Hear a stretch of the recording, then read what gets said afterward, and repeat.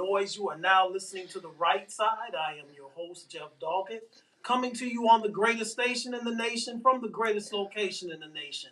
Shout out to everybody listening to us all the way from Kennebunkport, Maine. That's as far north and as far south as Key West, Florida, as far east as Long Island, New York, and as far west as Long Beach, California, and all the points in between. For those of you that are listening to us around the world, good morning, good afternoon, or good evening, whichever greeting best suits the area that you are in. There are many things that you can do to help stop the spread of respiratory diseases like COVID-19. Number one, wash your hands with warm water for at least 20 seconds.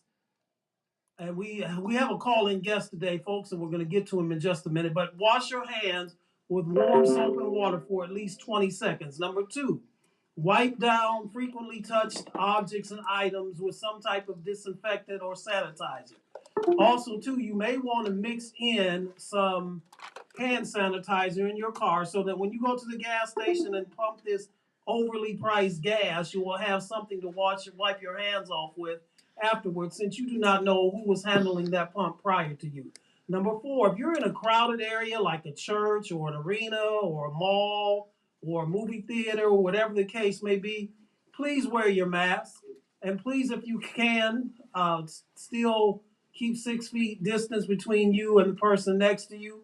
And then last but certainly not least, and also if you're sick, stay at home and stay away from people that are sick. And last but not least, if you have not got the vaccine already, seriously consider getting it. And do not believe the myths and the lies out there that it causes impotence, that it causes you to be susceptible to more diseases, and that it is the mark of the beast. All of those things are not true. And this was brought to you by the National Association of Broadcasters and No Static Radio. We don't bring the static, but we sure enough bring the noise. Secondly, if you are in the Cleveland area or Northeast Ohio on the first or third Saturday of each month, I've got a treat for you. At 6812 Woodland Avenue, every first and third Saturday of the month from 11 a.m. to 2 p.m., guess what's going on, folks? They are giving away a free bag of groceries. And not only that, but they are also, and listen, you do not have to show anything. You don't have to show a proof of residence or proof of income. The only thing you have to show is up, in that you show up. But listen, not only are they giving you a free bag of groceries, that would be great if that was all, but they are also giving free clothing to both adults and children. So clothes for you and clothes for little Kiki and Ray Ray and Junie and Shaniqua and all of them. Just kidding. All your kids, all the children get free clothes as well. And not only do you get a free bag of groceries, and not only do you get free clothing for both yourself and children, but between 11:30 a.m. and 1:30 p.m., you get a free hot lunch, home-cooked hot lunch, and it is good. So listen, you can't beat that with a hockey stick. You get free clothing, free groceries, and you go home with a full stomach with a good home-cooked hot meal. That's great. And when and where again, you say? It's the first and third Saturday of each month from 11 a.m. to 2 p.m. at 6812 Woodland Avenue in Cleveland, Ohio. We want to thank the Greater Cleveland Food Bank. We want to thank the ministries that are doing this, and we also want to thank Williams Temple Church of God in Christ for providing the facility. Major Care Ministries, who are part of this as well. Now, for those of you that are new to this show, this is what we do. We talk sports, politics, and the issues of the day. We invite you to call in. I throw out the topics. I give my take on those topics, and we invite you to call in at 216-939-5087, 216-939-5087 with your take on those topics. Also, we have from time to time guests, and today we do have a guest with us. He is no stranger to No Static Radio or The Right Side. He's been on a couple of times in the past. We've had him in studio, and we've had him via video interview.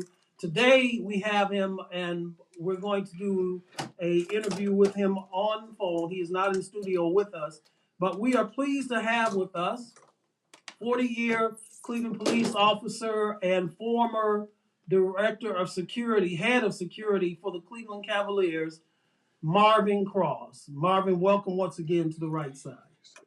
Hey Jeff, how you doing, man? Thanks for inviting me. Who else there with you? His niece. Yeah, Maria's hey, here. Hey.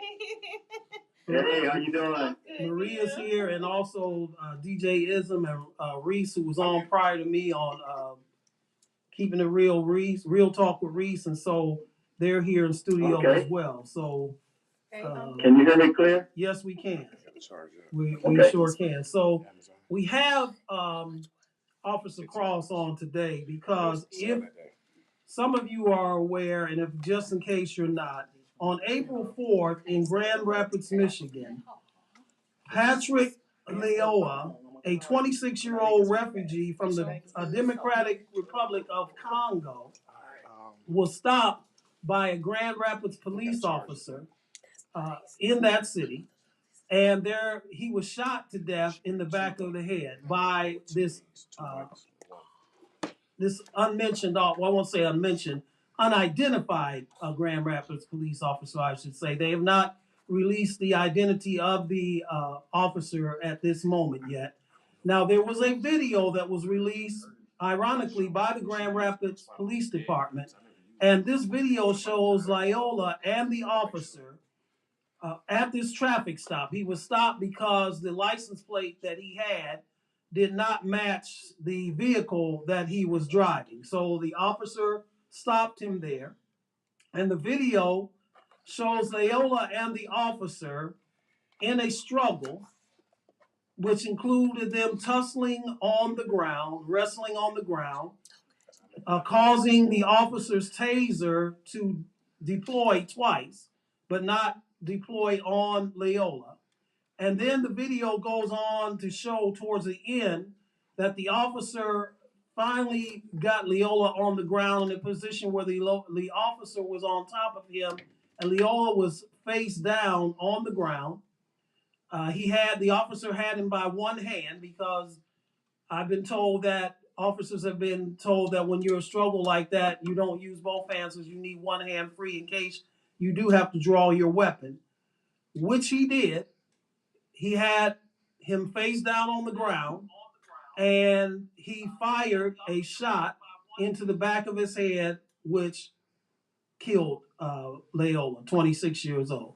So when I saw this and I heard all the conversation about it on various media outlets, it got me to thinking that before I would come on the air and talk about this and give my take and my thoughts on exactly what happened, I figured, why not get an expert on this? Why not get somebody who has experience and knows exactly what police officers are trained to do and not to do in these type of situations?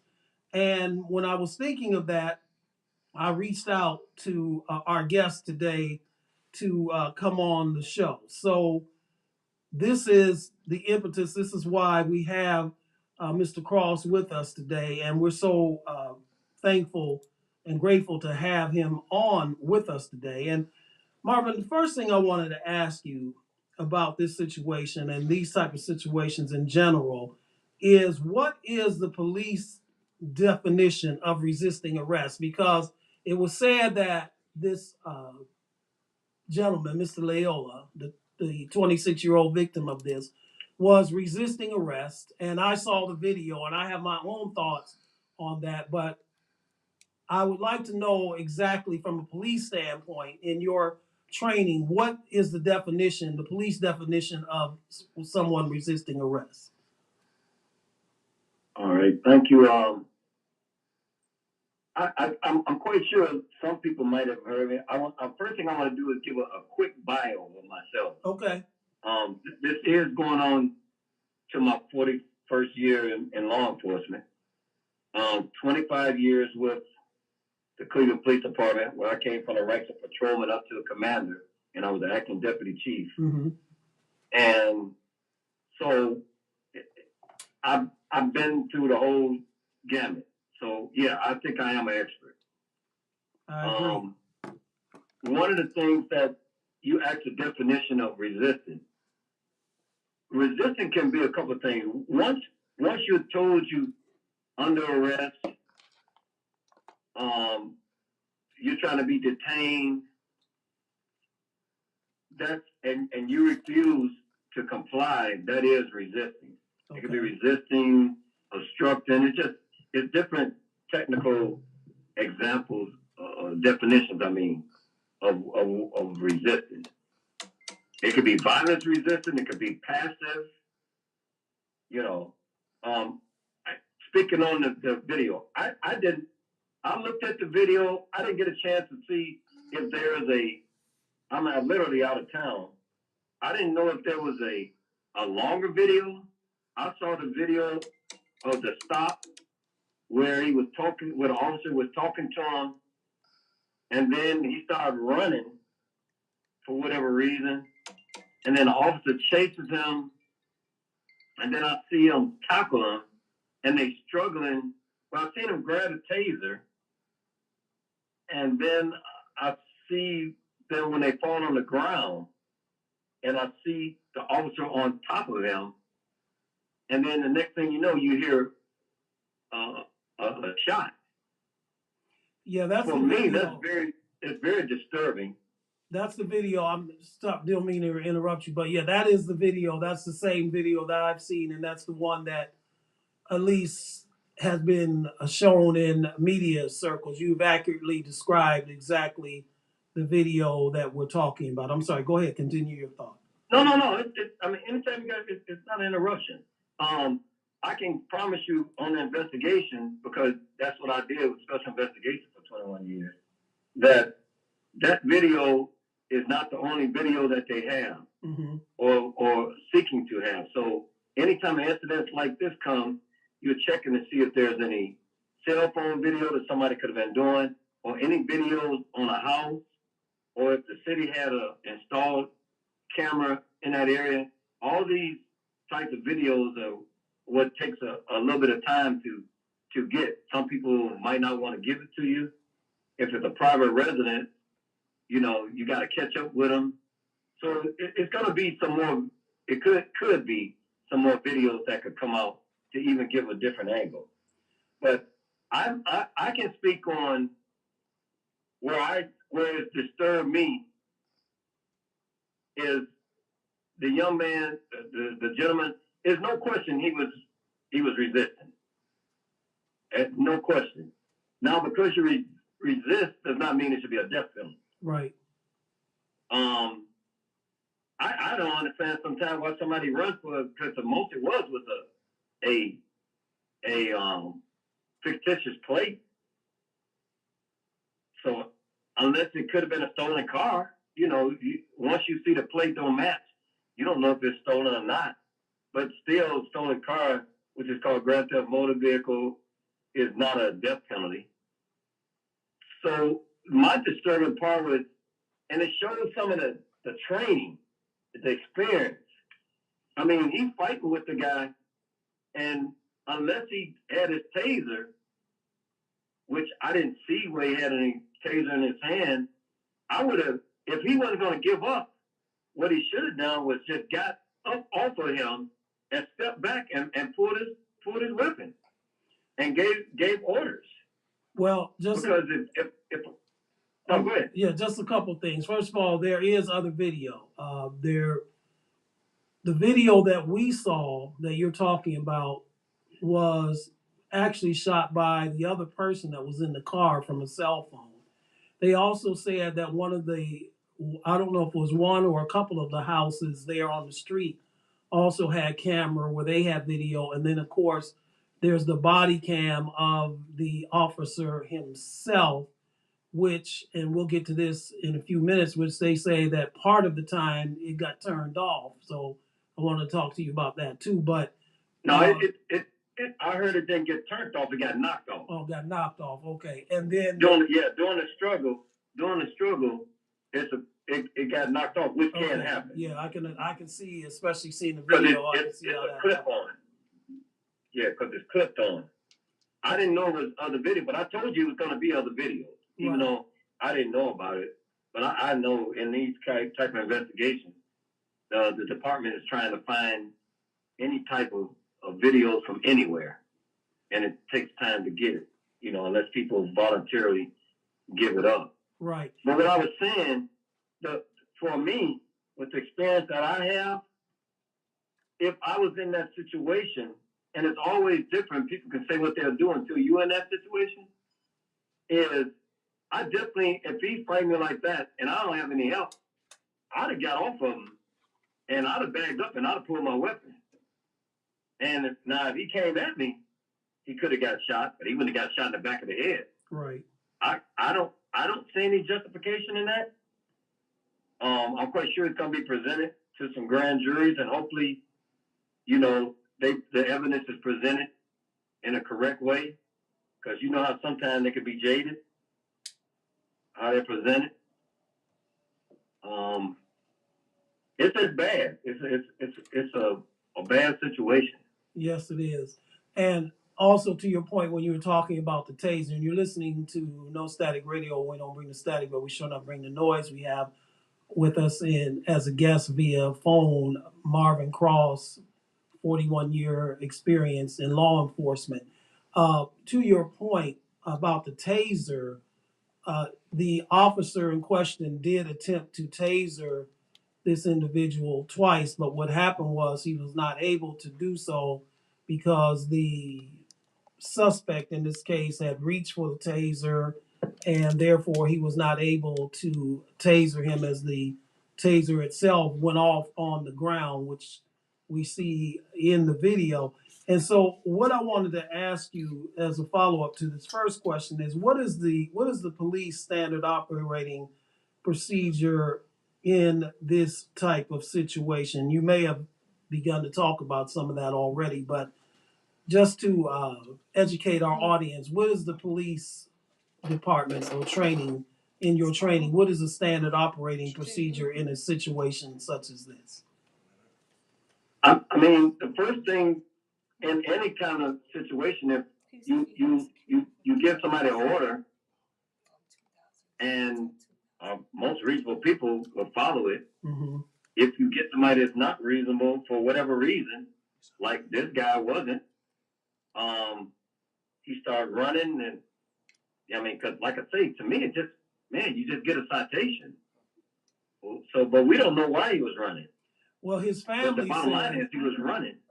his family says You know, his family says that because of his language barrier, and if you hear him, he's from the Congo, so he's speaking with an accent. His family is saying that because of his language, the language barrier and experiences that they had in the Congo with authorities and what have you, that he was frightened, and that's why he began. Well, then why is he driving a car then? If he's that frightened and the language barrier, if he had a license, he had to pass a test. Right. You know. So I mean, just being real, I get what they're saying, but that ain't no excuse to fight a policeman and run. I mean, when you took the test, you wasn't frightened. You had to go before an officer to to take your test. Yeah, that's true. So I mean, just being real. Now, I'm not saying any justification on it, but that's weak to me. Yeah. Bottom line, they don't know why he ran. Nobody knows why he ran. He's the only one who really knows why he ran. Exactly. And then the officer chasing him, like I say, officer was in his right, you know, trying to place him under arrest. And when the struggle came, he was still within his right. Now, like I say, the part about where I think I can't speak for the officer because I was trained different. I just think he should have got up off of him. If this guy ain't gonna give up, and he uses keep on fighting, and he's not gonna comply, you get back up and now you give some demands with him at gunpoint. I mean, I wasn't there. I don't know if he thought he had a weapon, but either way, you don't shoot a guy in the back of the head. Yeah. I'm just gonna back up off of him because now you have more control as to what's going on. And if the guy took off running and he got away from you, you got his car, you know who he is. Right. Right. You know, it's not like he's some mystery terrorist that's going to get away. And if you got help coming, you kind of keep him in sight and let your other help come. Yeah. But I'm gonna tell you, here's something I got to speak on some of this, and a lot of people don't want to speak about it. A lot of it has to do with training, and these departments need to get people like myself, and that includes veterans that black and white, because I know a lot of white officers that are sharp, that dealt with our community with a lot of class.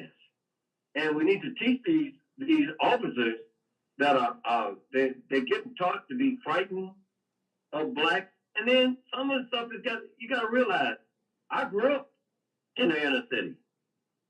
You know, 93rd in Woodland, 149th Kansman, 97th St. Clair.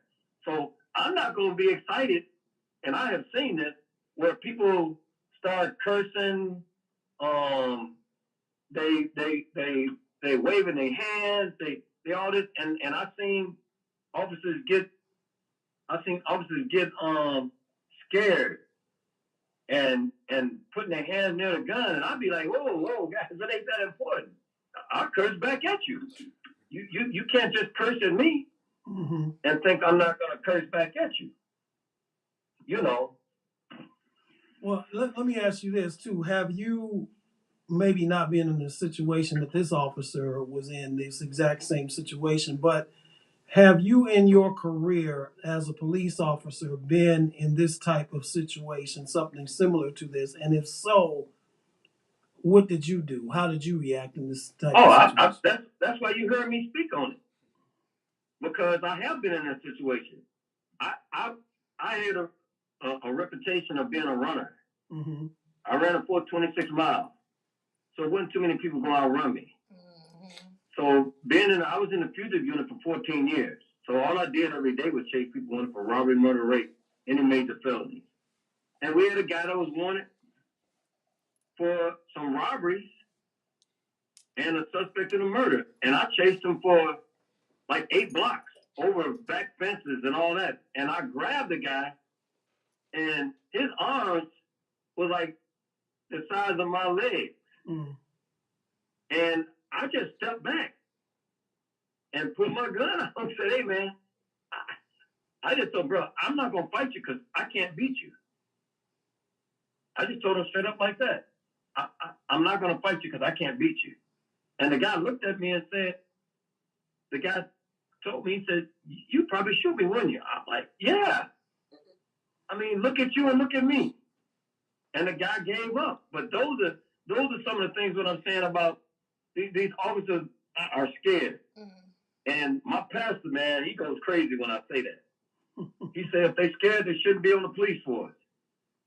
I said, but you can be on the police force and think you're not going to be scared until you actually have to go into a situation. Exactly. You know, it's just like the people that's carrying, they're getting rid of the CCW, where now you can just carry a gun. Right. That might sound okay until you actually got to pull that gun and might have to use it. Yeah, it's not right. Okay. Exactly. And I promise you, it's going to be different, because it's going to be a decision you got to make. Is it your life, their life, or what's the consequences going to be afterwards? And the crazy thing about that situation too, and not to get too far off into that, but the craziness about that whole situation is, at least with a police officer, you've gone through the academy, you have training. Person on the street does not have that kind of training, and now they made it so just here recently that you do not even have to be trained how to use the weapon. You don't have to do background checks or any of that. You can just carry and defend yourself, so to speak, on this new ridiculous stand your ground law that they passed here last year. So that's going to make a already tense situation even worse, in my opinion. But hopefully I'm wrong on that, but I don't think so. Yeah. So you but that starts in about 65 days. Yeah. It's still not a law yet. It's about 65, 70 days. Right. Before it's actually a law. It's a couple of months from now. You're absolutely right. Yeah. So when you were talking about training, so in this situation that we saw on the video and others that we've seen across the country, the officer Kim Potter in Minneapolis, or actually in Brooklyn Center, Minnesota, who thought she had pulled her weapon, pulled a taser, and she pulled her weapon. And the Rashard Lewis case in Atlanta back in 2020, which is very similar to this situation, where he had fallen asleep at the Wendy's, and he was drunk, and they called the police and what have you. At first, he was compliant, and then he started to run, grabbed the police officer's taser, and ran with it, and the police officer shot him, and he killed him. So, with these situations like this, when you were speaking of training, is this a training issue, or is this something else other than just training? Oh man, that's a difficult one because each one is different. That one down in Atlanta where he shot the guy in the back. Mm-hmm. Come on, I don't know no training or anything that would justify that. The guy was running away. Right. Even if he had the taser in his hand, the threat is going away from you. You know, and it wasn't like he's going to kill somebody else. Once again, you know who he is. Exactly. You have his car, and the taser's not a deadly weapon. Yeah, you have to evaluate each case because there's not one standard, you know, that say, oh, everything's going to be this way. And I say that, you know, because, I tell everybody, I'm pro-police. I'm just being honest with everybody.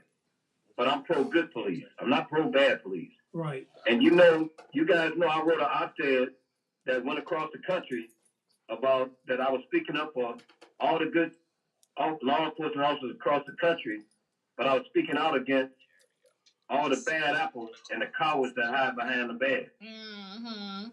And somebody was like, man, you call them cowards? Yeah, they cowards. When you do some of the stuff that I've seen done, those are cowards, man. Yeah. Now, if you got to defend yourself for another person, I'm sorry. The family ain't going to love it. But, you know, you make it easy, comply. Right. But once again, you'll hear that among police officers where he should have complied. Citizen, he should have complied. Yes, they're 1,000% right. But not complying does not mean it's a death penalty. That's what people got to realize. Just because you didn't comply, you know, if they're running away, like I say with this guy, you know who he is. He should have stepped back off of him and put him at gunpoint. Now, if the guy comes charging at you and you shoot him, I'm sorry. Well, he shouldn't have charged at you. Right. But not behind the head, not in the back, not behind the head, not 10 times. I don't know any justification for that. And in them different cases. You're listening to the Right Side on No Static Radio. We don't bring the static, but we sure enough bring the noise. We're talking about the incident in Grand Rapids, Michigan, where 26-year-old Congolese refugee Patrick Leoa was killed by an unidentified Grand Rapids police officer. And we have with us via phone Marvin Cross, who has 41 years experience in law enforcement. Marvin, in your training as a police officer, when you went through the academy and then your experiences as a police officer, what is the manual, if you will, of when and when not to use deadly force? So I guess we should probably know, although cases like this show that maybe we don't know when deadly force should be used. But in your training, what were you taught that this is when you use deadly force? I mean, even though training I came on in 1981, mm-hmm. Training has got better. But even then, it's like if there's a threat of serious physical harm or death, like towards yourself or another person, struggling with somebody that's resisting, unless they have a weapon or taking your weapon, that's the only way I can see it. And I don't think it's changed since I came on. It's still the same. It got to be a threat. And there's a little more technical if I looked up, the book that they have. So I'm not saying it directly like the book said, but at the end of the day, there got to be a threat. of serious physical harm or somebody's life for you to use deadly force. Right. And at that point, from what I've seen, I didn't see where there was a threat. Yeah, and neither did I. What about this? Because I heard this, and you'd be able to speak to this better than I can. What about this, where they said that the officer is trained to keep one hand free in a situation like that, and use the other hand for when he's in a struggle like this, for lack of a better term. He's trained to keep one hand free, so in case he has to draw his weapon, he can. Is that something? I never heard of that. Okay. I'm not saying that they haven't changed the training, Mm-hmm. but I'd like to see you handcuff somebody with one hand. Right. This was something that was in the media, but I'm sorry. Go ahead. Yeah, you can't.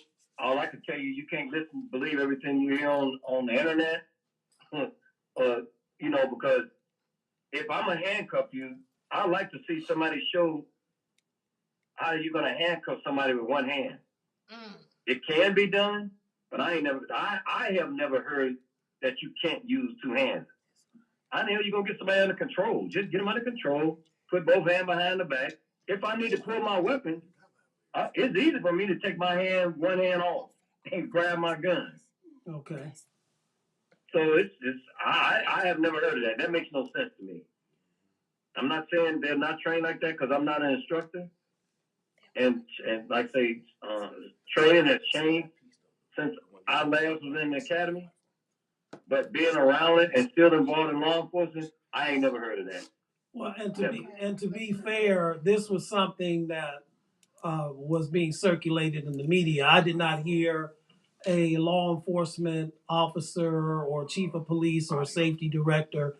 I didn't hear them say this. This was something that was being speculated in the media, and that's why I asked you, because that kind of struck me too, as to, well, really, because that didn't make much sense to me at all when I heard that, and I'm glad that you clarified that situation for me. Right. So hey, when you get a chance, I got something. I know it's gonna be a little offbeat, but I got some. Go ahead with it, but I want to say something. No, go ahead. Because I we have a lot of people that, especially in our community, African American community, and other communities of color, that we know some of these things that are happening is not good. But if you want to get a remedy for it, it's to get some blacks to join the police department. Mm-hmm. You were just getting. Yep. And I'm gonna tell you this. I'm trying to recruit. Let me tell you something. If it was that bad, why do you think white officers join? Do you think if it was that bad they would join? It's not that bad. It's a myth that you keep hearing, and you can make a good life out of it. And that statement that you made. Yeah. If like when I came on in 1981, the Black Shield Police Association sued the city of Cleveland in 1972 for discrimination in hiring practices. They actually won the lawsuit 5 years later, 1977. And the unions, the white leadership that was at the unions at that time, said, you guys might have won the battle, but you didn't win the war. So from 77 to 81, they never hired anybody. Oh, wow. And then in 81, through attrition, it was so bad, they had to start hiring. And the consent decree said that they had to hire 43% minorities, which included women and people of color, blacks and Hispanics. And so that's how we started getting more police on the job. And it made a difference because certain things that were happening before stopped happening because we were there. Nobody was going to hang anybody in front of me or shoot somebody in the back in front of me and think I wasn't going to say anything. So we gotta pass this on, that the job is not that dangerous. I promise you. If you think about it, you think about how many police officers that's been killed. I'm not going to say across the country. Let's just say Cleveland. And if you think, let's take the last 10 years, how many police been killed? Let's think about just this year alone, how many blacks been killed in our inner city. Right. It ain't even know it's not even in the same ballpark. And so it's more dangerous not being a police officer than it is being a police officer. And speaking of police officer deaths, the year that you came on was the year that Anthony Johnson was killed in the National City Bank. Yeah, that was my partner. Now, and I didn't. So you were on the scene of that then. Yeah, we were separated that day, but every day we hung together. We worked together. Okay, and then my and that was bad. And it hit my family too because my first cousin, who was more like a younger brother than me, because we had 15 years apart. I'm 15 years his senior. Officer Derek Owens was killed in the line of duty in 2008. But to your point, right. It is a dangerous job, but it's not as dangerous as you said people make it out to be. So with that said, because that was one of the things that I was going to get to you, ask you about, what is the reason that you believe that we don't have as many people of color and minorities going into policing today? And I know that part of it, at least one of the arguments that was made against the ballot issue here in Cleveland last November, that ballot issue 24 that set up basically the Citizens Review Council, was that now there's too many restrictions on police officers and that, you can't really do your job effectively and et cetera, which I wasn't buying any of that. But what is, in your experience, what do you believe is the reason that you're not having candidates of color apply for the academy? For me, it's a lot of myths. It's a lot of myths that they think. It's a lot of myths that they think that this job is it's just that bad, but it's a good career. Mm-hmm. It's a good career, and it's not as bad, and we got to start looking at that. There've been a lot of livelihoods that have been really good by being in law enforcement, and not fall for the things that you hear about. Oh, it's this, is that. Like I say, if it was that bad, why do you think the other persuasion is on the job then? And they didn't grow up in the inner city like we did. Yeah. And we can change things. If we get there, I promise you, we can change. I know I changed a lot when I came on. Well, like I was no hero or anything, but there were certain ways that I policed because, hey, this is where I grew up at. Mm-hmm. Right. If you have people from the neighborhood, they're going to police it different than those who are not from the neighborhood. Right. That just makes common sense. Do you think that stress is a factor? You hear a lot about police officers being under a lot of stress, that their domestic lives at home sometimes suffer, and et cetera. Do you think that is playing a part as well, or is that something that you once again, I'm gonna say this again. It's all conjecture, rumor,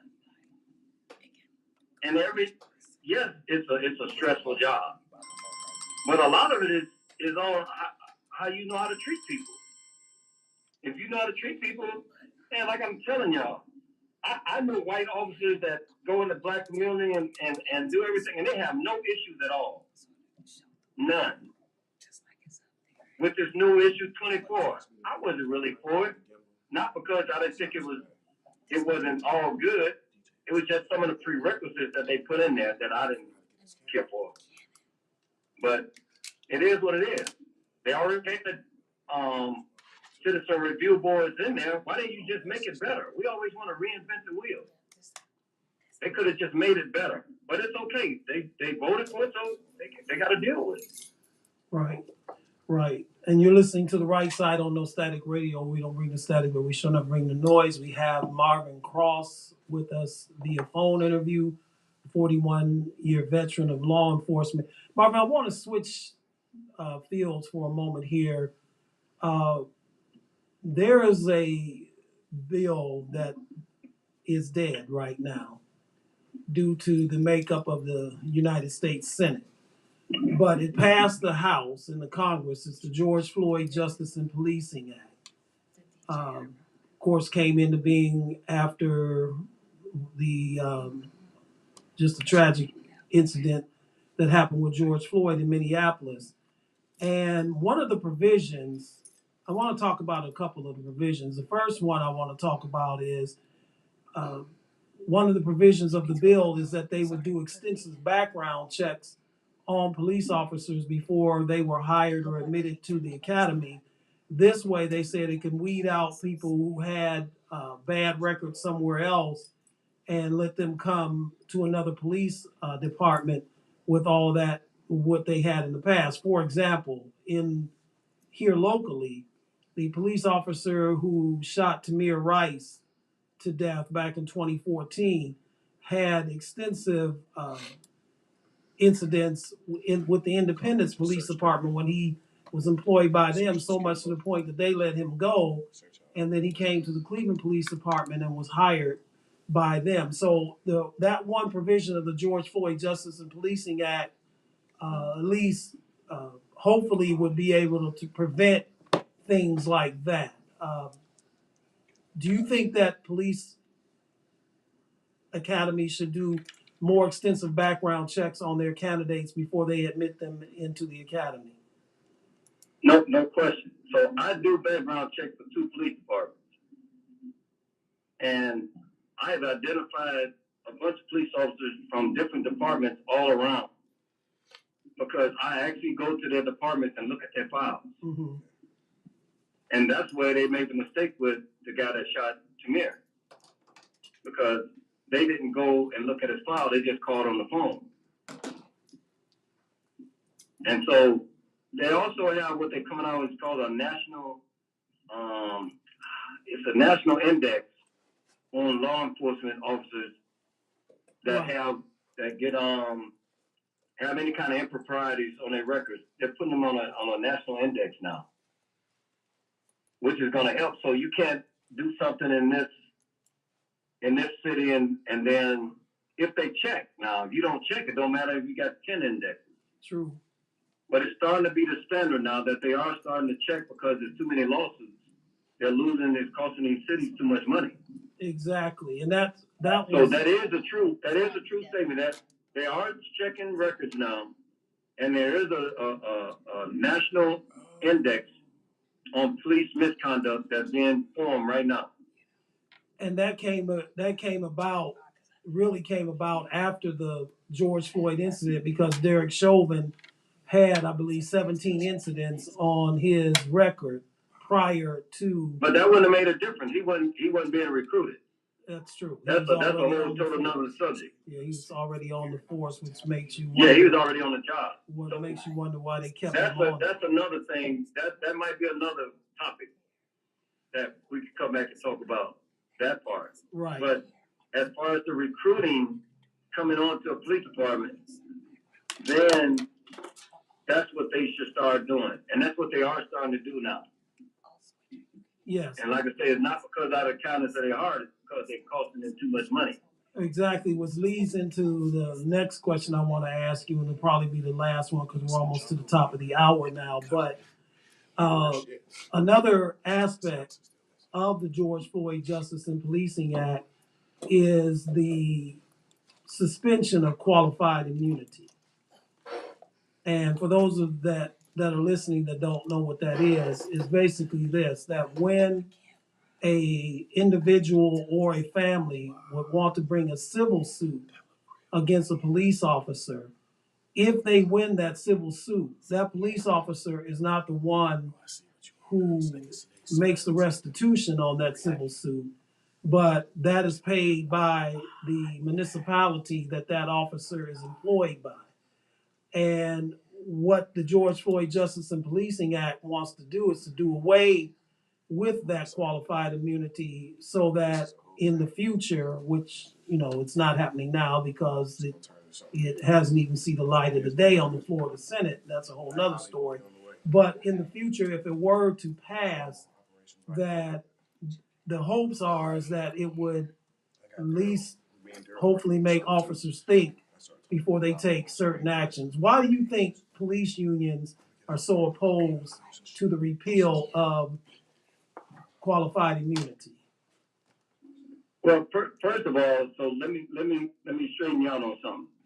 So qualified immunity, so what they're talking about with this new law, it will restrict if an officer acts outside of the scope of their duties.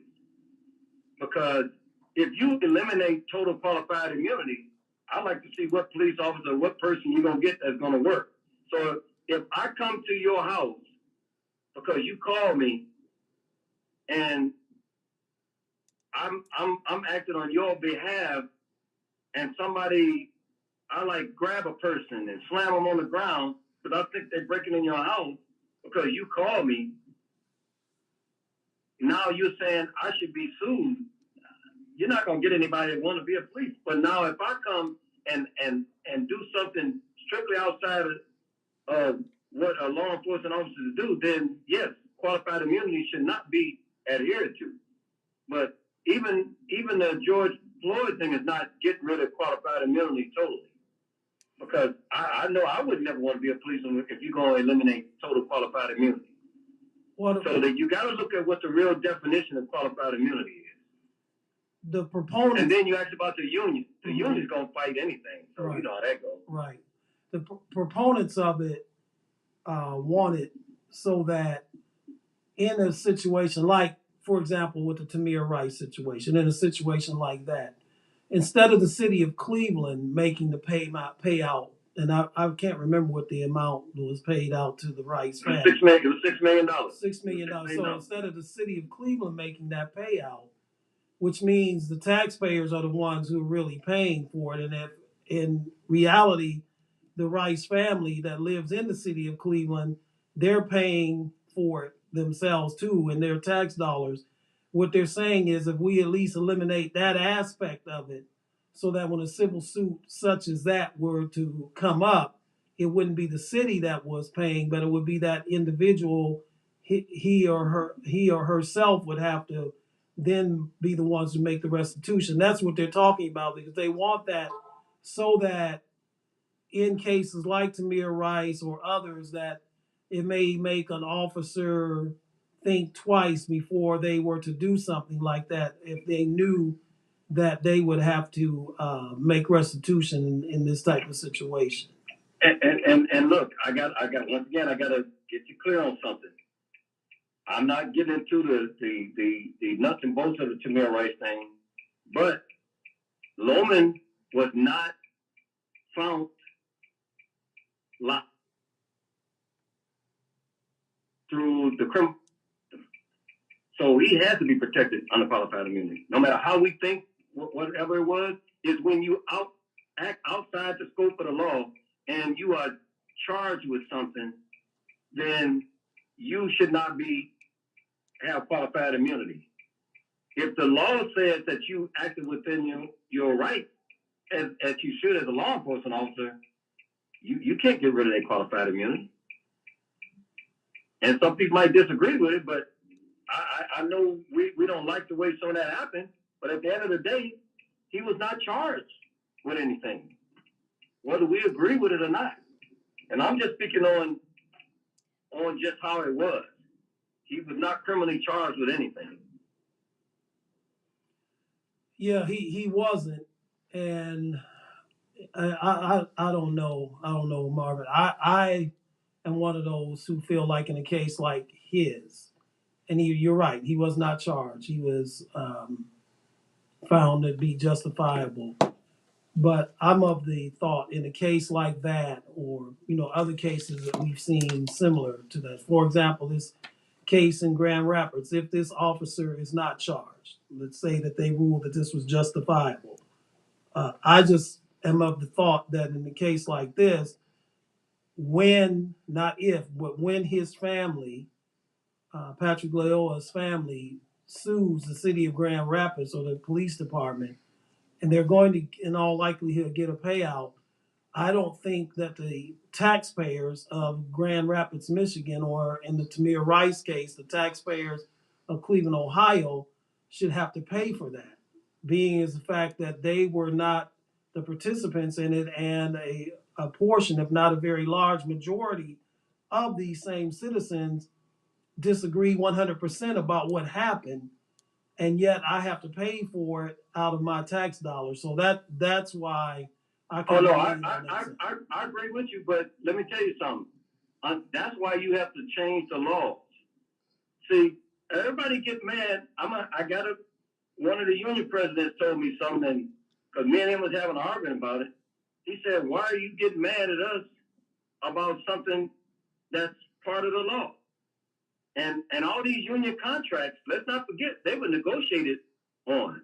So why did you negotiate that for them? Yeah. You get what I'm saying? Yes. If we think that something like that is bad, we should not give them that option when you do the negotiations. So the city's law departments and mayors have to take some responsibility on that. And council, don't forget, they approved it. That's true. So all this stuff, nobody looks at that all this stuff was approved. So change it. That's the best way to get that. Well, listen, we thank you so much for coming on today and giving insight into this situation, and from a police officer's view, someone who has, especially one who's had as much experience as you have, and can speak with authority to this entire issue. As I said in the intro, And this is that's why I wanted to genuine. get you on today, so that some of these questions that people have, or thoughts that we have, we can get clarity as to exactly what happened and what should have happened, and how these situations are dealt with, and what the training is for people who go into law enforcement. So we want to thank you so much for once again. No problem. Take care of my niece there now. Don't be mistreating her. I won't. I won't. Okay. Thank you, Marvin. Thank you so much. Yeah, I appreciate you guys inviting me, and we'll get together again. For sure. Thank you. Okay. All right. See you guys later. Have a good one. Be safe. Thank you. All right. Tell everybody to say hello. I will. Bye. That was Officer Marvin Cross, 41-year experience in law enforcement, and we just felt that it was very important to get him on today to talk about not only the situation in Grand Rapids, but just policing in general. You're listening to The Right Side on No Static Radio. We don't bring the static, but we sure enough bring the noise. We will be back with you after these commercial breaks and music with the second hour of our show. In the second hour, we're going to do a preview of the NBA playoffs. I'm going to give my thoughts on the Cleveland Cavaliers' very short playoff run. And then also we're going to give our thoughts on what's going on in Ukraine right now. You're listening to No Static Radio. We don't bring the static, but we sure enough bring the noise.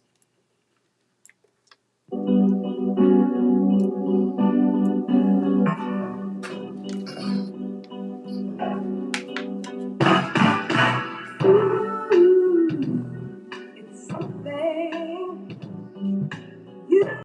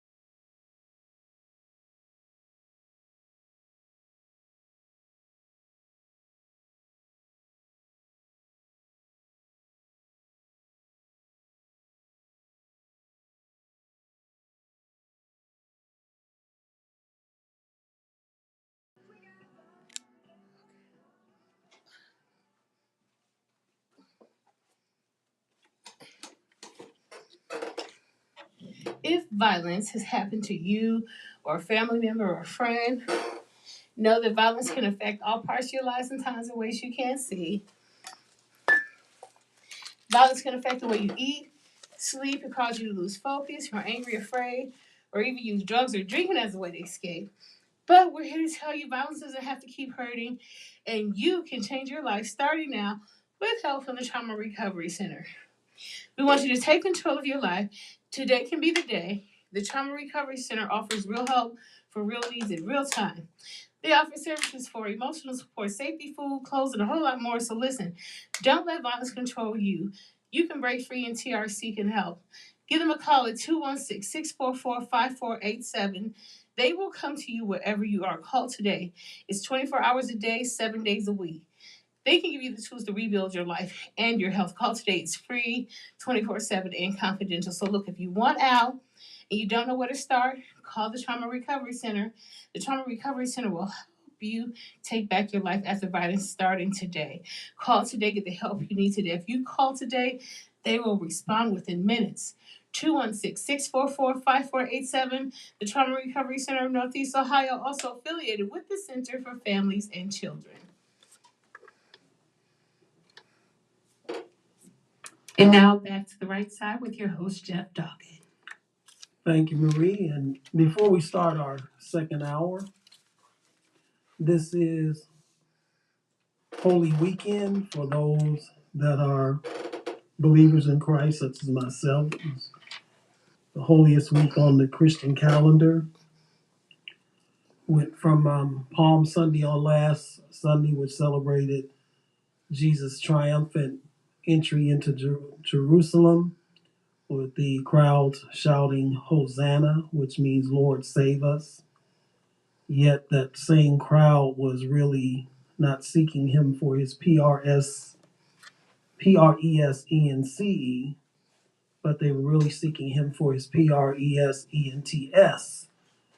And so that when they didn't get the presents that they thought they were going to get, in the fact that they wanted him to overthrow Roman rule and set up his kingdom, and that's not what he came for that time. That's what he'll do this next coming. That same crowd, 5 days later, on what we call Good Friday, yelled, "Crucify him," and nailed him to a cross, which was he is part of his plan, because they did not take his life. He gave it willingly, so that through his death, mine and everyone else who accepted him, sin debt could be paid. But the grave could not hold him. And this is what we celebrate tomorrow. We don't celebrate bunnies and new clothes and bonnets and new shoes and candy and Easter egg hunts and all of that. That's not really the purpose. That's not the reason. The reason that we celebrate tomorrow is the three greatest words that were ever spoken, and that is, He is risen. Yes. And so we are celebrating Resurrection Weekend. This is Holy Saturday, and tomorrow will be Resurrection Day. And we celebrate that for one reason and one reason only, in that that is the day that Christ rose from the dead, so that because he lives, those who are in him will live also. So happy Holy Weekend, happy Resurrection Day to all of you that believe, that are listening to us. Once again, we want to thank our guest in the first hour, Marvin Cross, who came on at short notice to give us some insight as and to what happened up in Grand Rapids on April the 4th, but just got released to the media this week, and we thank him for lending his expertise. In this hour, we have open hours, so if you want to call in and talk about what Officer Cross was talking about in the first hour, if you have a take on that, you feel free to do so. But we're going to talk about this hour. I'm going to give a recap of the Cleveland Cavaliers playoff run, especially the game last night. Also, speaking of the NBA playoffs, I'm going to do a preview on each series. Not going to go in depth. I'm just going to tell you what's each series and who do I think is going to win that series and how many games. And then we're going to talk about what's going on in Ukraine right now. And I want to feature an artist too in this hour too. A new artist by the name of Spaceman who has a EP out, and there's a certain cut on there called On My Own that I want you all to hear as well. So we're going to feature that too. But last night, the Cleveland Cavaliers played the Atlanta Hawks here in Cleveland in what's known as the play-in game.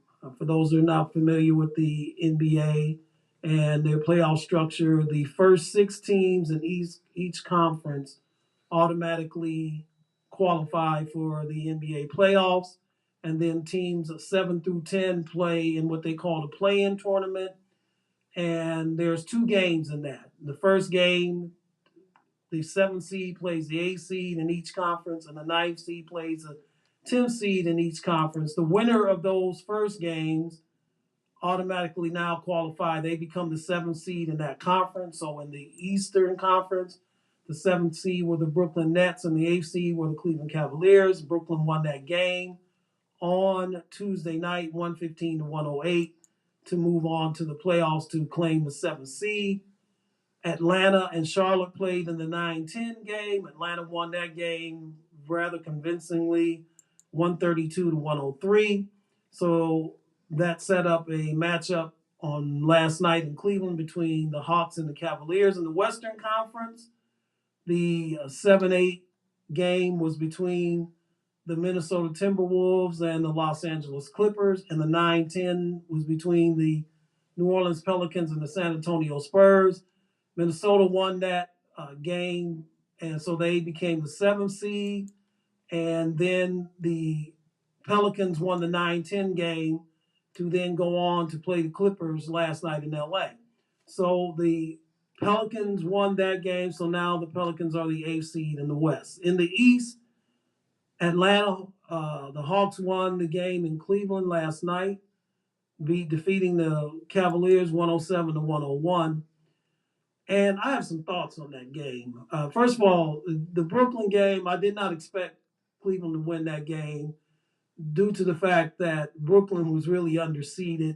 And the reason they were underseeded is that Kevin Durant missed a significant portion of the season with injuries. And Kyrie Irving was, until just a few weeks ago, was not allowed to play in home games in Brooklyn because of the COVID rules in New York City. And Kyrie Irving, for whatever reason, decided that he was not going to be vaccinated. So therefore, that made him ineligible to play at home this season. So I did not expect Cleveland to beat Brooklyn, although I am pleased on the effort that they gave, never giving up, battling back from a 20-point deficit in the first quarter to cut that deficit to 5 in the fourth quarter, only to see Kevin Durant take over the game down the stretch and bring Brooklyn home. Kyrie Irving also played outstanding in that game, hitting his first 10 shots and finishing with 26 points himself. And so that outcome didn't surprise me. I would have liked for the Cavaliers to win that game, but I did not expect them to win that game. However, last night,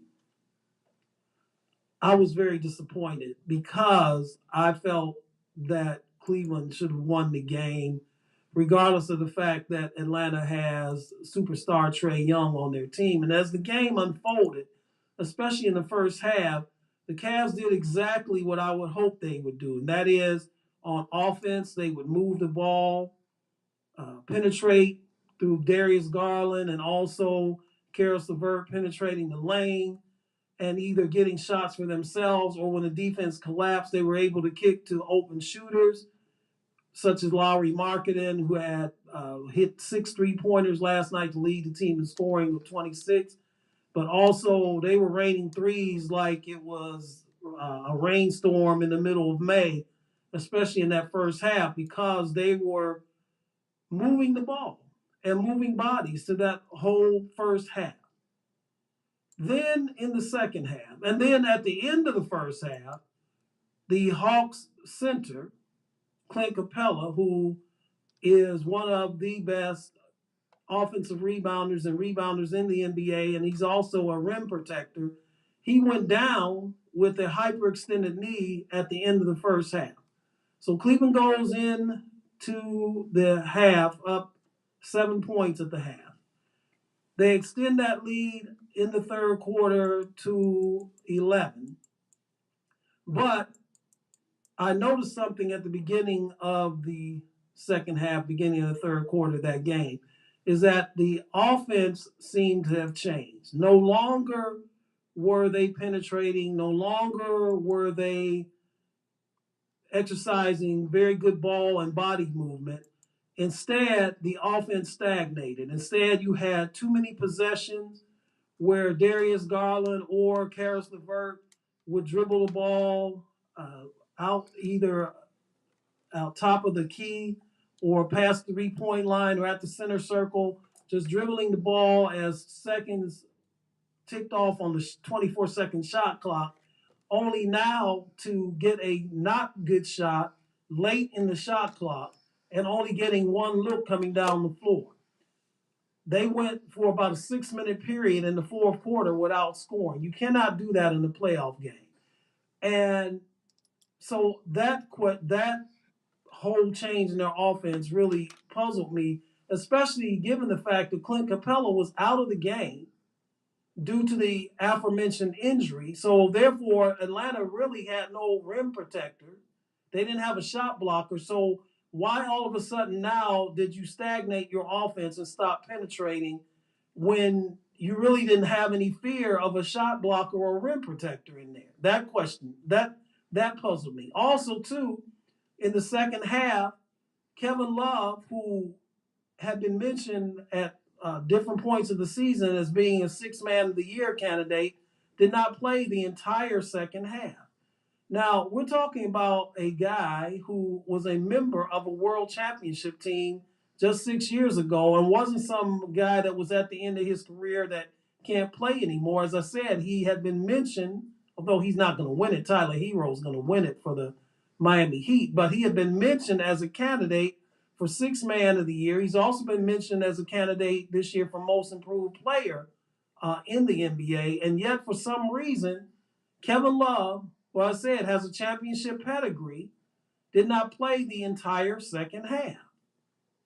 Jetty Osman didn't play the game at all, which that didn't bother me as much because he didn't play well in Brooklyn, and he's seemed to have been in Coach J.B. Bickerstaff's doghouse for some reason during the second half of the season. But I think also what they could have done is they could have used Lamar Stevens. Lamar Stevens is not an offensive player, is not a great scorer, but what he does provide for them, he provides a physical presence and a person who could body up on Trae Young, which leads me to the defensive end of the floor. And this is the thing that just really had me pulling my hair out last night. The Atlanta Hawks, especially from midway through the third quarter to the end of the game, on the offensive end, when Trae Young was in the game, ran the same play, I would say, about 95% of the time. And what was that play, you ask? They would run high screen and roll between Trae Young and either Bogan Bogdanovic or Dino Gallinari. They would set the screen, high screen, and then what the Cavs would do, instead of blitzing that screen, instead of double teaming Trae Young to do whatever they could do to get the ball out of his hands, they would constantly switch that high screen and roll with a big, either Lowry Markkanen or Jared Allen, onto Trae Young, which is a mismatch because both of them are too slow of foot to stay with Trae Young. So there is no coincidence that Trae Young only had 6 points in the first half and then scored 32 points in the second half. Now, there were some shots that he made last night that were indefensible. I mean, when you're pulling up from 2 or 3 feet past the half-court line and, swishing like 35-foot jump shots. There's nothing you can do about that. But I would have rather lived with him doing that than what they were doing, but constantly, time after time after time again, coming down the floor, running that same play, and the Cavs never made the adjustment, continue to switch that high screen and roll, continue not to double team Trae Young, continue not to get the ball out of his hands, and basically just had him dissect them and to end their season. And that's exactly what happened. Now, listen, JB Bickerstaff has forgotten more about basketball than I'll ever know. All right? So I'm not going to come on here trying to pretend that I know more about it than he does. And, he's their coach. He's with them every day. That said, he's still not beyond being questioned. And I question that strategy. I question why Rajon Rondo played more than Kevin Love when it's obvious that as much as we loved the pickup of Rondo when he came here, that he's out of gas. His career is about done. And really, what they should be now grooming him for is to be an assistant coach on the team, but one day eventually getting a head coach position. And I understand that you had to play him because, at least in their mind, because you didn't want to play Darius Garland the whole game, although Darius Garland did play 43 minutes. I'll get to him in a moment. But I'll tell you, I would have rather had Brandon Goodwin in there because at least Brandon Goodwin can take people off the dribble and penetrate, which is how the Cavs were so successful in the first half of the game and the first part of the third quarter of the game last night. But for some reason, known only to the players and the coach, the offense stagnated. Now, Atlanta did make adjustments. I will give you that. Nate McMillan did make adjustments, and frankly, Nate McMillan outcoached JB Bickerstaff last night. And I don't know what JB's playoff experience is. I don't know if when he was the coach of the Memphis Grizzlies at one time, did they make the playoffs or not? But he did get outcoached last night, because it seems as though Atlanta made halftime adjustments and the Cavs didn't. Why? Again, I'm going to see Trae Young coming off of that screen and roll in my sleep for the next 6 months or so till the season starts again. Because you had a legitimate shot to win that game last night. I'll kudos to Jared Allen for gutting it out last night. You could tell that he wasn't 100%. You could tell that the way he was handling the ball on offense and the way he approached things on the defensive end, that he was still concerned about that broken finger on his left hand, but he decided to gut it out last night and be there. But these two aspects, listen, folks, there is no way in a close game that you're going to let Trae Young beat you like that. You have to get the ball out of his hands. You have to double team him. You have to blitz him off of that high screen and roll. And if Bogdanovich or Gallinari or anybody else on that team were to beat you, then you tip your hat. But it seemed to me that the Cavs just played right into the Hawks' hands for what they wanted to do. And Lauri Markkanen, I'm sorry, he gave a valiant effort last night, but there's no way that he can guard or stay with Trae Young. There's no way that Jared Allen or Evan Mobley, either one, has the foot speed to constantly jump out on that screen and play Trae Young off that screen and roll. So that's what happened last night. The Cavs season is over. In retrospect, if you'd have told me at the beginning of the season that they were going to finish 44-38 and that they were going to make the play-in, I would have considered that a successful year.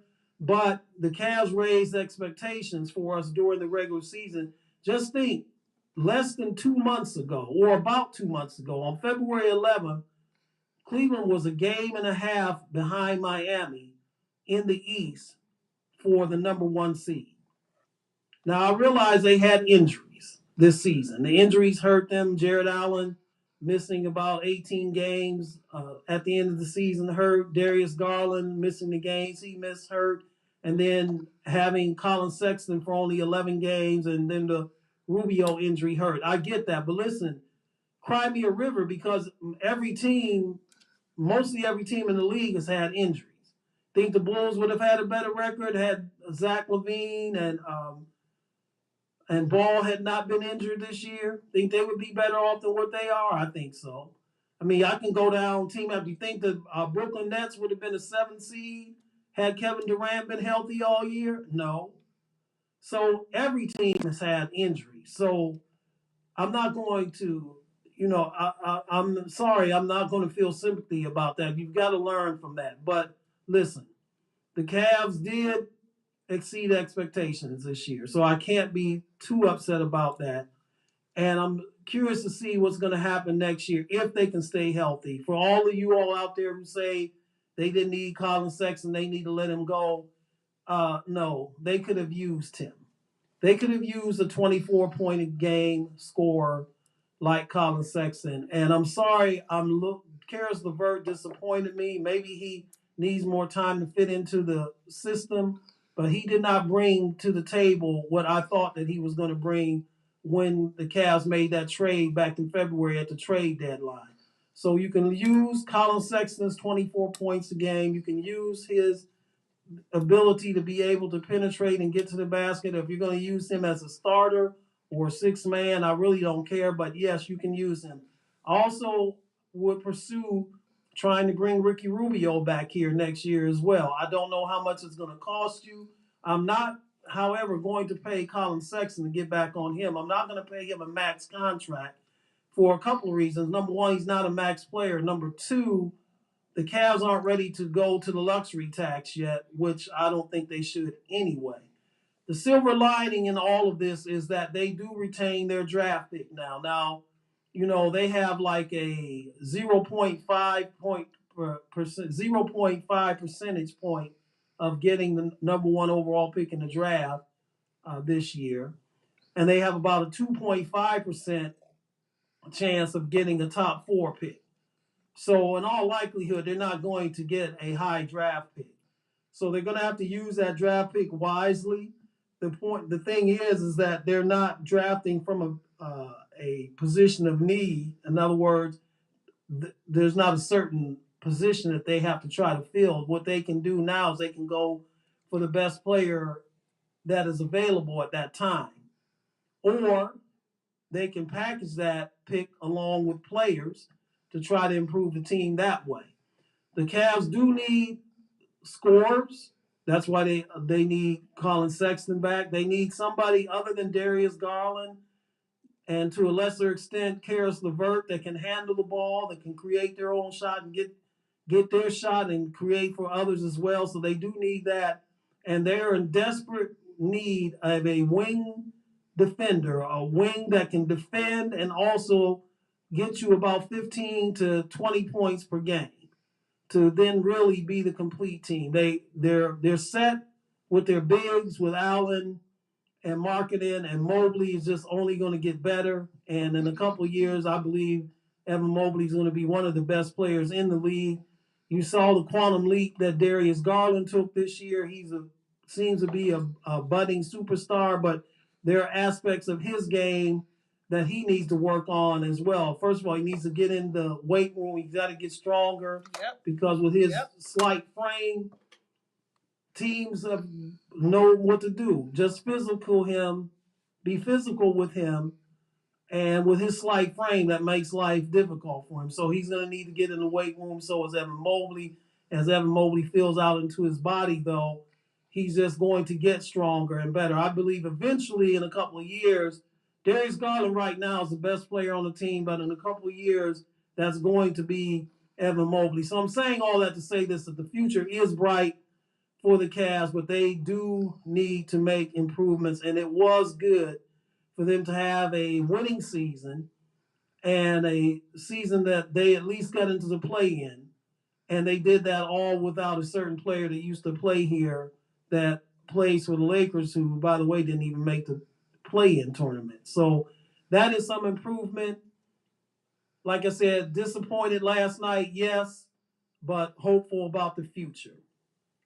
Now, as far as the playoffs are beginning today. There are games today, and then There's another round of games tomorrow. I will quickly go through the matchups. So in the first matchup I want to talk about is the Utah Jazz versus the Dallas Mavericks. I got Utah winning that in 5. And the reason for that is one reason and one reason only is that the questions of health on the Mavs superstar Luka Doncic, who has a calf injury, is not going to play in game 1 of this series, which starts today. And he's questionable for the rest of the series as well. So without Luka, I don't see Dallas having much of a chance. Now, if he somehow rebounds and comes back healthy, then my thought on that series will change. But right now, the prognosis about him, as far as his health, is not good. So I see Utah winning this series behind their star Donovan Mitchell and also their perennial Defensive Player of the Year candidate Rudy Gobert. The second one in the West, this is the series to watch, folks. This series is the what I call get your popcorn series, and that is the 2 seed, the Memphis Grizzlies, who went 56-26 this year, behind their all-world, all-everything point guard Ja Morant, against the Minnesota Timberwolves, who beat the Clippers the other night to qualify for the 7th seed. These two are two of the better young teams in the NBA. These are two of the better offensive teams in the NBA. They played each other 4 times this year. They split the season series, each team winning twice on its home court. Although Memphis had a tough go with Minnesota on their home court because the one game they won in overtime, and the second game that they won, they were down by a point with 3 minutes or so left in the game, and then went on a run at the end of the game to close it out. But you're going to see a lot of young stars in this series. As I say, you're going to see Ja Morant, you're going to see Karl Anthony Towns and Anthony Edwards and D'Angelo Russell of the Timberwolves. And this is going to be high scoring, high entertainment, must see TV. If you're really going to focus on one opening round series, and you're looking in the West, this would be the one to focus on in the West.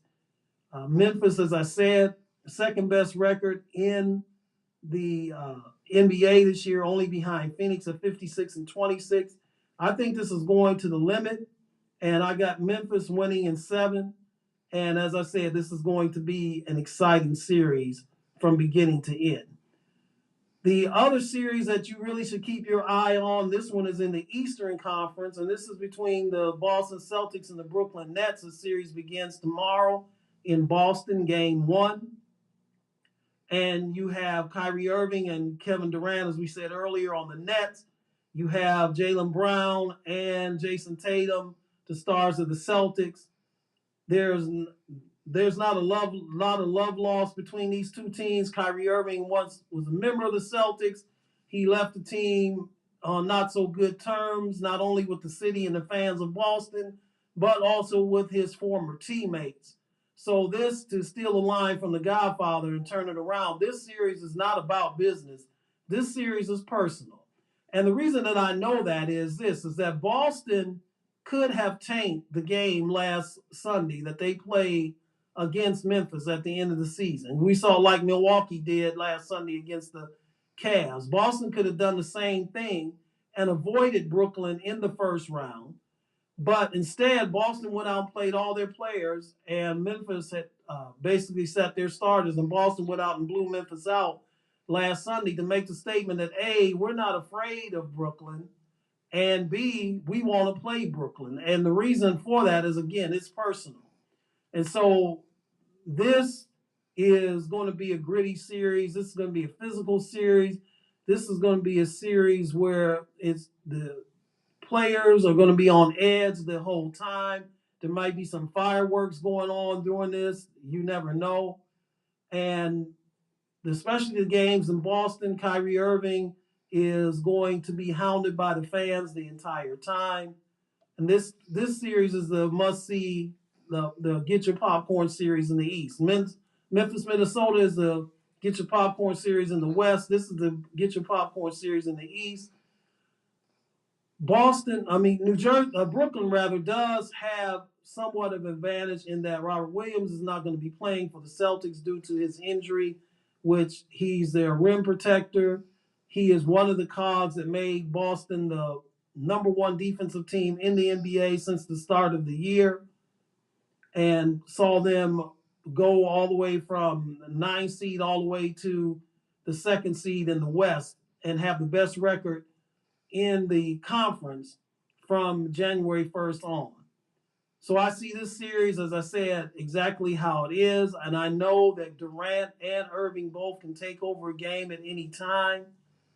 But I think Boston has more depth. Boston has the home court advantage. And I think Boston is going to win this series. I got Boston winning in 6 to move on to the next round. The other series, the next series is Phoenix, New Orleans. Nothing to say about that. Phoenix will steamroll New Orleans.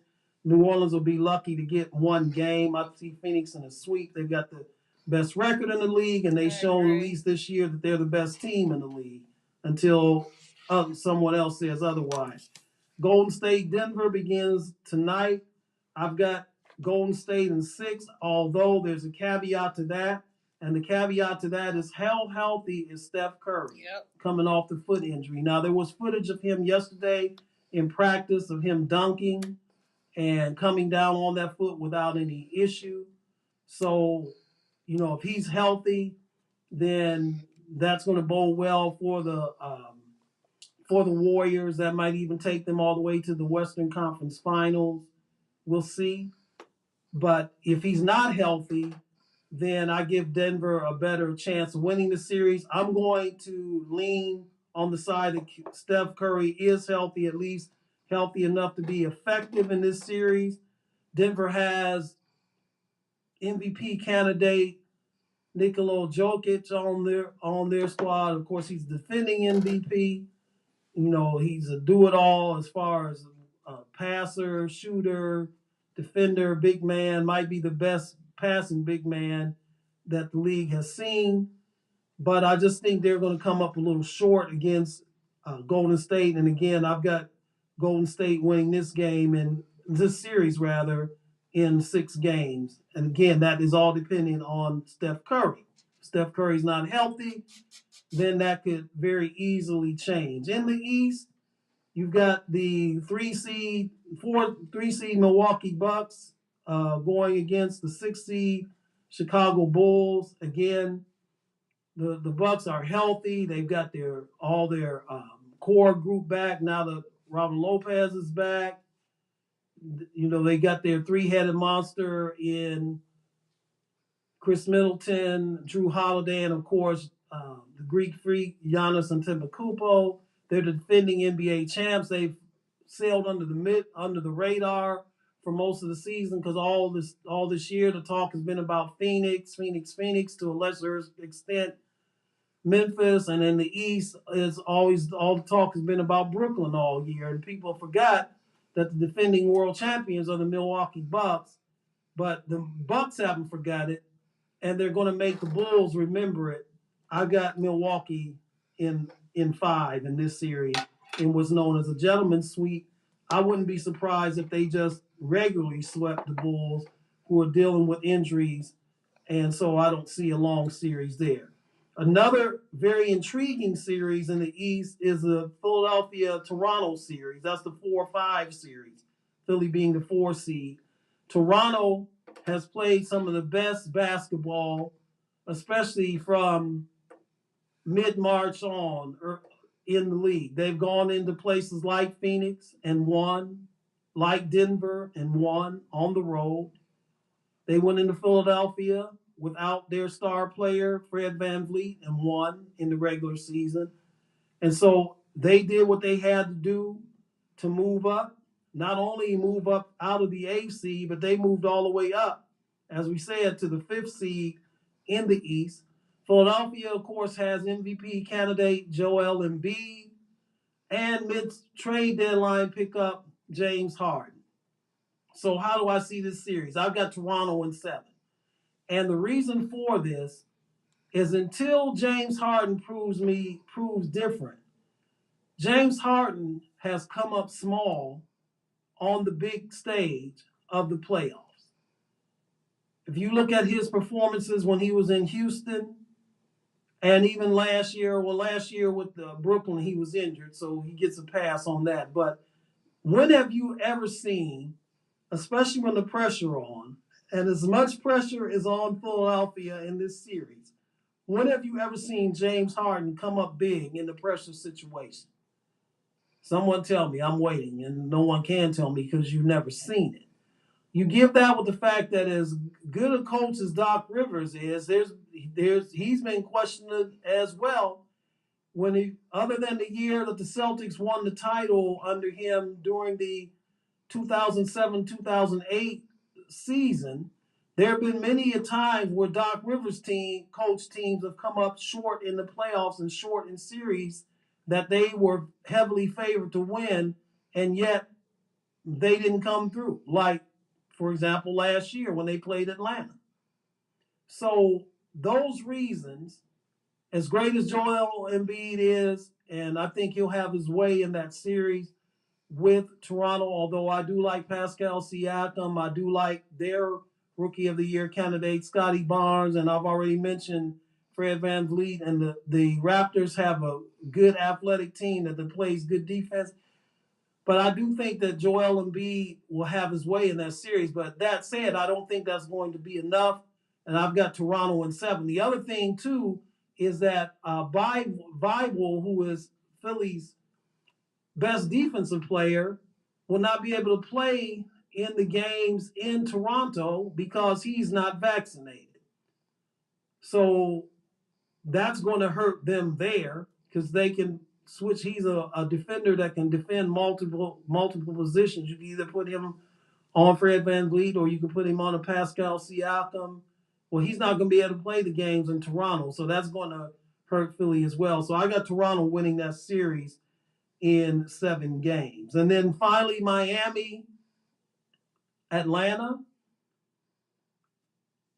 The Heat are the number 1 seed in the East. They've had up and down year, although their downs haven't been too much, because how could they have a lot of downs if they are the number 1 seed? And the thing about them, what you have to realize, is how well they played and were able to maintain the ship, so to speak, during all the injuries they suffered. There was a period of time where they were without Jimmy Butler and Bam Adebayo. Now with the injury that Clint Capella suffered last night in the play-in game against the Cavs, his status is questionable for this series with his hyperextended knee. I'm doubting very seriously if he's even going to play on tomorrow. And if he does play, you have to wonder how effective he's going to be. I look for Miami, despite the heroics of Trae Young, and I look for Eric Spoelstra to figure out a way and find a way that down the stretch they're not going to let Trae Young just take over the game and dominate and beat them at least enough to win the series. There may be a couple games where he's able to do that, but not enough to win the series. I got Miami in 6 in that series. So that's how I see these first round playoffs. Again, Miami over Atlanta, Milwaukee over Chicago, Boston over Brooklyn, Toronto over Philadelphia in the East. In the West, Golden State over Denver, Phoenix over New Orleans, Memphis over Minnesota, and Utah over Dallas. And again, as we always tell you, these are for entertainment purposes only. Do not bet the house, because if you do and you lose, I'm not responsible for your homelessness. This is a topic that I've been trying to get to for the last few weeks or so, and we just were up against it each week as far as time is concerned. And I want to talk about the hypocrisy of the struggle for democracy in the Ukraine as opposed to what's going on in the United States. And I'm not saying, and this is the right side, and if you wish to call in, you may at 216-939-5087, 216-939-5087 here on No Static Radio. We don't bring the static, but we sure enough bring the noise.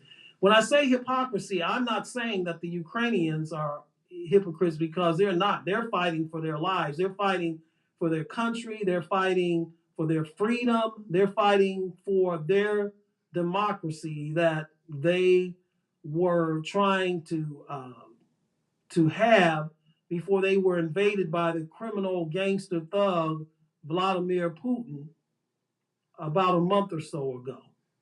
So their struggle is genuine.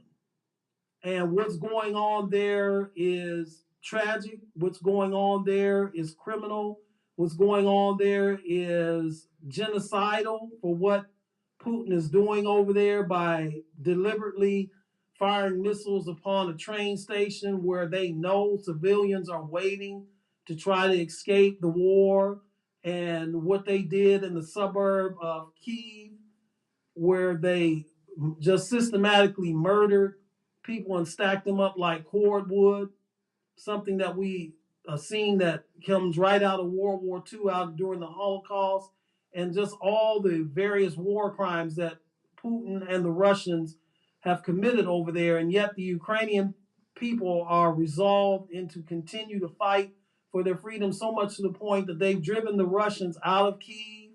They sunk the flagship of the Russian Navy, the Moscow, which is the Moscow. The ship was named after the capital city, and that was sunk there in the Black Sea.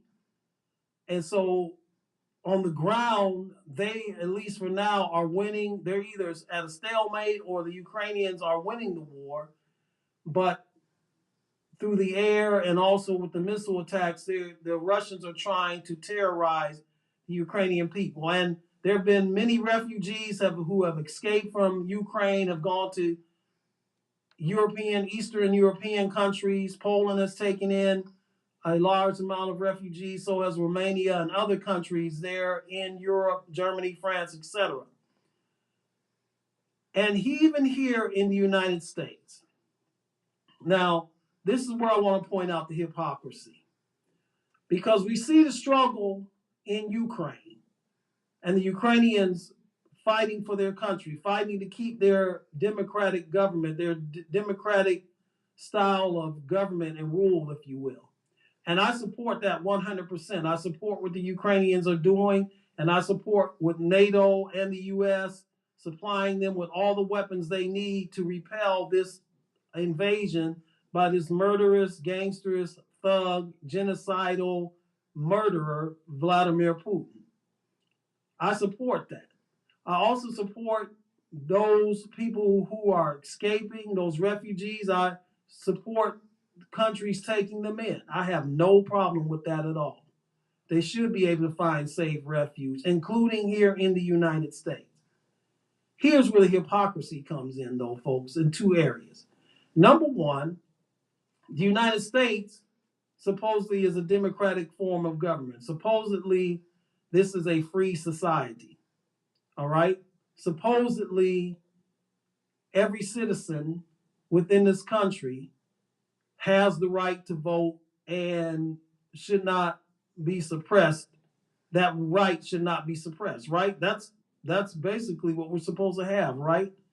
However, we know that that's not the case in this country. We've seen voter suppression laws passed in Georgia, passed in Texas, passed in Florida. We see voter suppression laws on the books and being debated in various state houses throughout this country to try to make it as difficult for people in this country to exercise their constitutional right, and that is the right to vote. And we saw this movement began in 2008 with the election of Barack Hussein Obama as the president of the United States. And all of a sudden, now we want to make it so everybody can't vote. And the reason for that, and again, I'm not being partisan, I'm just telling the truth. This is the right side. The reason for that is that the Republican Party, for the most part, is out of touch with the desires of the majority of American people. And because they will not adjust or reform their platform to make it more inclusive, they're not winning elections. So rather than changing their policies, or rather trying to appeal to those people who are voting against them. Rather than do that, instead of doing that, no, we're not going to do that. We're going to make it difficult for those people to vote. And since they control state legislatures in various states across this country, they can enact these voter suppression laws. And since the Supreme Court some years ago, about 10 years ago, struck down portions of the Voting Rights Act of 1965, has given them that loophole to do so.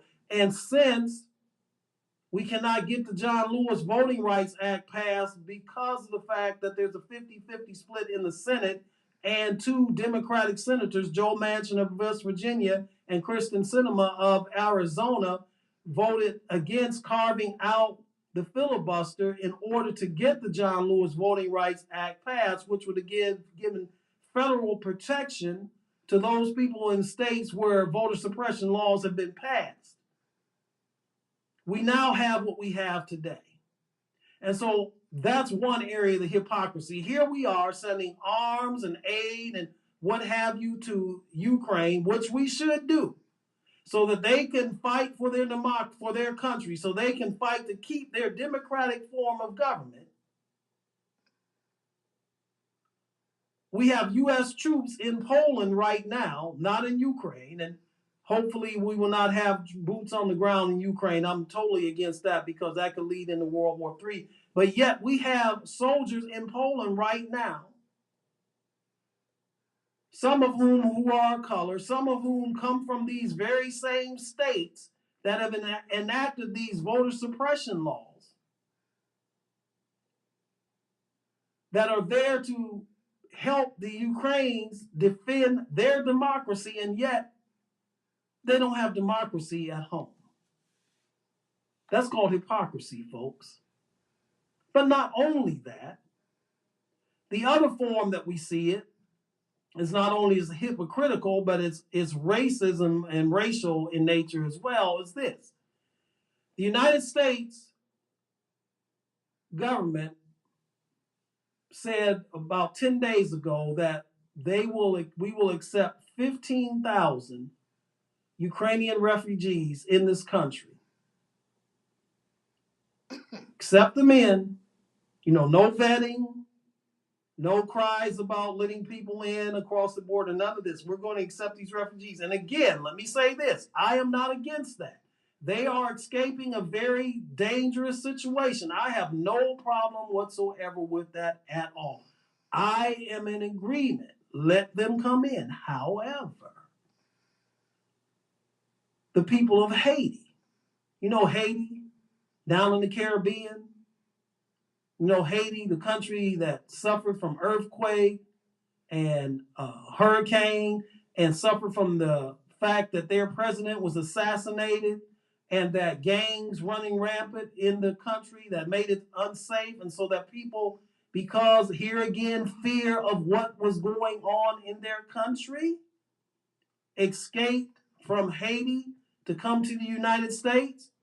Guess what, folks? They weren't welcome with the same open arms that the Ukrainian refugees were welcome with. Oh, no. See, they were placed under bridges in the state of Texas and had to stay under bridges. And when they tried to come out from the bridge, you all saw the pictures. We talked about this on the show last year.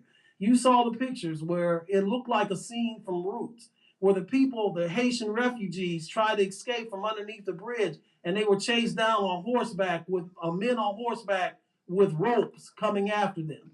Like I said, a scene it made me think that who was this, Kunta Kinte being chased by the slave catchers? That's what it looked like. And so you have these people of color from Haiti who are escaping a similar situation in their country under attack from within. And they escape for fear of their life, but no, they're not welcomed here. What about the people coming from Central America? They're not welcomed here. As a matter of fact, you hear these political campaign candidates talking about how we're going to restore the Trump wall because we don't want these people coming across the border because they bring drugs and they're the cause of the fentanyl crisis that we have. In other words, the not so thinly veiled racism in that is that these people from Central American countries, these brown people, are nothing but a bunch of drug dealers and rapists. Where have we heard that before? Oh, yeah, that's right. That was one of the campaign slogans, if you will, of former President Donald Trump. So, what is the difference of people escaping terror in Haiti or people escaping terror in Central American countries, especially those Central American countries coming across miles upon miles, often on foot, often in very dangerous situations, trusting people to take them there when you don't know what their intentions are? What is the difference between them and the Ukrainian people who, again, I say, let them come in, escaping their situation? Well, we know what the difference is. That these people from Haiti and these people from Central American countries are people of color, and the people from the Ukraine aren't. And so, therefore, since the people from Haiti and the people from Central America that are escaping, trying to come in here, are people of color, then they have to be kept out because, after all, they must be criminal, they must be drug dealers or have AIDS or all kind of other reasons that we hear. And yet, these people from the Ukraine who are not people of color, who are not being vetted, let's welcome them in with open arms. And again, I am not against that, but we need to have the same policy for everyone. Then you won't be hypocritical. So think about that, folks. You're listening to The Right Side on No Static Radio. We don't bring the static, but we sure enough bring the noise. Our call-in number is 216-939-5087. 216-939-5087. We're near the end of our program. I'm not going to go out today on All Blooms by Miles Davis as we normally do. There's a song by an artist called Spaceman called On My Own. I'm going to go out on that today. But before we go out on that, let me just give you our hero and our zero of the week. Our hero of the week, and I'm giving this award out posthumously to Larry Doby.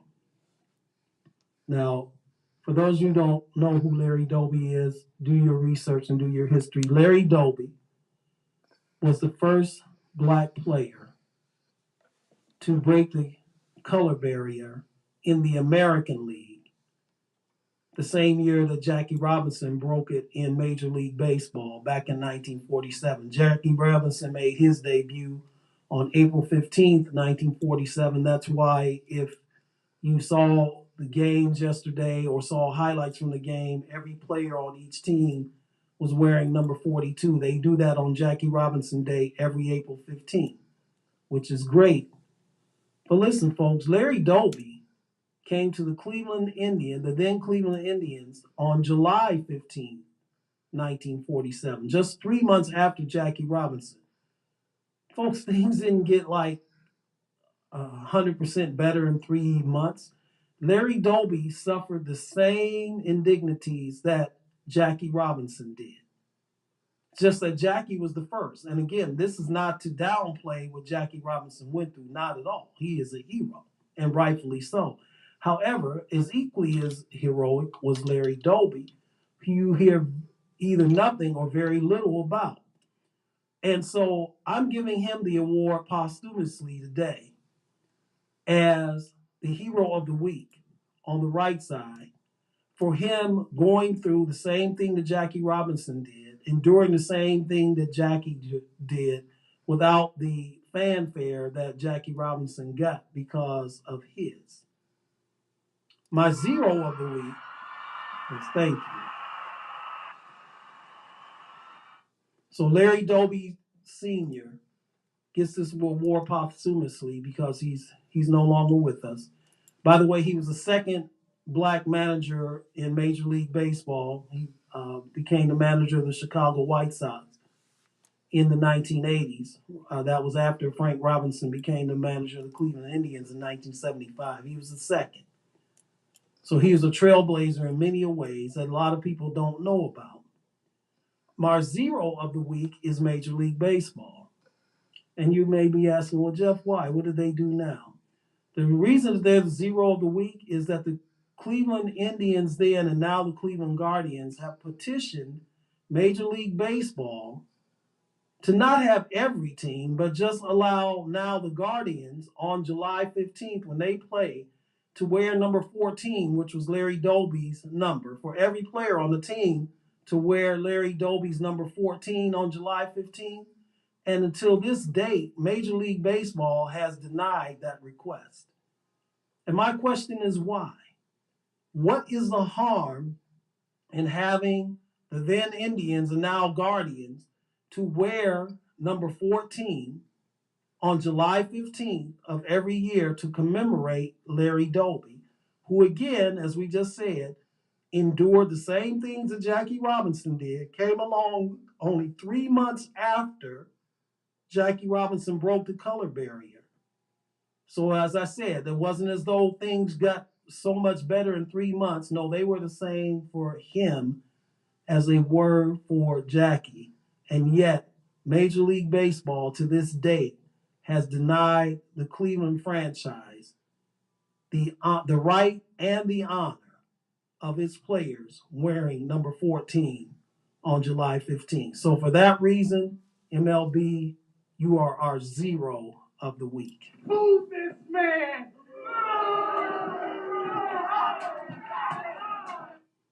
And that's exactly what you get is the boos. You've been listening to The Right Side on No Static Radio, where we don't bring the static, but we sure enough bring the noise. And once again, we want to thank our guest in the first hour, Marvin Cross. I want to thank all of you all who listened to us today on Mixler and TuneIn and Mixcloud and watched us on Facebook Live or on YouTube. But right now, I see that my time is up. Thank you very much for your time. And until next Saturday at 3 p.m., Shalom. Happy Resurrection Day.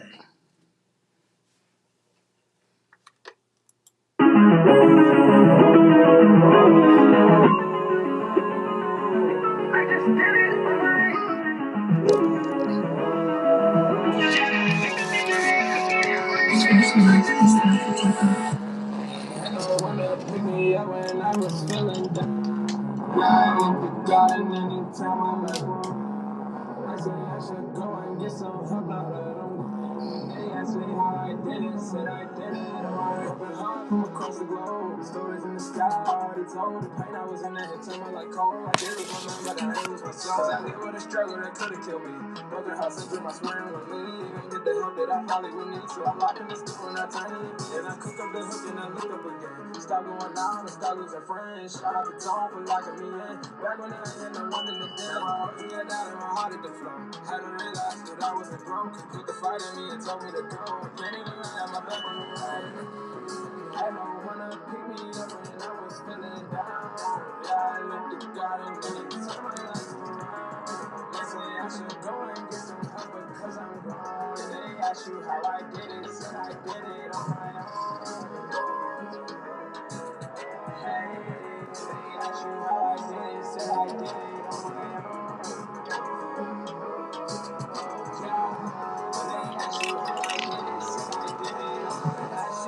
Lost all my sanity, I thank the Lord, I had all my family. Blaming myself for what I can't control. When I lost a couple homies to a fatality. Coulda, woulda, shoulda been me if I ain't have angels around me on that rainy day. That's when I truly knew my purpose wasn't finished, cause he coulda just took me away. I'm at war with the devil, but I'm in the lead. 28 rounds and he still won't concede. Bet on myself and they didn't believe that I would keep going, but I have a dream. If you can relate, put a hand in the sky. Don't even worry, you're still gonna fly. Gotta keep pushing and fighting for them on our back, cause without us they wouldn't survive. I know one to pick me up when I was on the ground. Yeah, I looked at God and then he turned my life around. They say I should go and get some help because I'm gone. When they ask me how I did it, said I did it on my own. Yeah, when they ask you how you did it, say I did it on my own. Hey, when they ask me how I did it, say I did it on my own. We'd like to thank you for tuning in to The Right Side with your host, Jeff Doggett, on the station where we don't bring the static, but we sure don't bring the noise on staticradio.net. Make sure you guys check us out on social media, where we absolutely love to hear from you on Facebook.com/No Static Radio LLC, on Twitter at No Static _ Radio, on Instagram at The Real _ No Static Radio, and on YouTube at No Static Radio.